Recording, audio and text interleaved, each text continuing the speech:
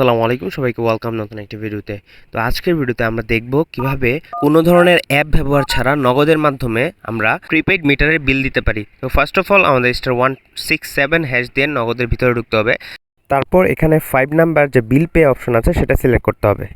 এরপর দেখেন সবার উপরেই ইলেকট্রিসিটি আছে, তো আমরা 1 লিখব এবং সেন্ড করব।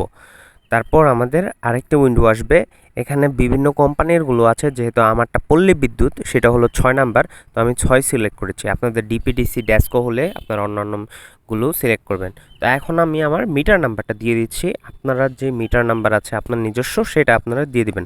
তারপর আমরা সেন্ড করে দিব।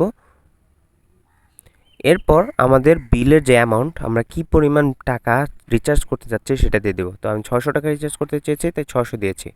এখন আমাদের পিন চাচ্ছে, এখন আমাদের পিন নাম্বারটা দিয়ে দিব, তাহলে আমাদের কিন্তু পেমেন্টটা পরে কমপ্লিট হয়ে যাবে। তো একদম ইজি, 1 মিনিটের মধ্যে একটা বিল কমপ্লিট করা সম্ভব। এই যে দেখেন আমার এটা সাকসেসফুল হয়ে গেছে এবং 10 টাকা ভ্যাট কেটেছে, আমার মেসেজটাও দেখাচ্ছে, আমার টোকেন নাম্বারটা কিন্তু দিয়ে দিয়েছে এখানে। তো আপনারা জানেন কোটা আন্দোলনের সময় কিন্তু সারা বাংলাদেশে নেট অফ ছিল, তো এই ম্যানুয়ালিভাবে আপনারা কিন্তু রিচার্জ করে নিতে পারেন।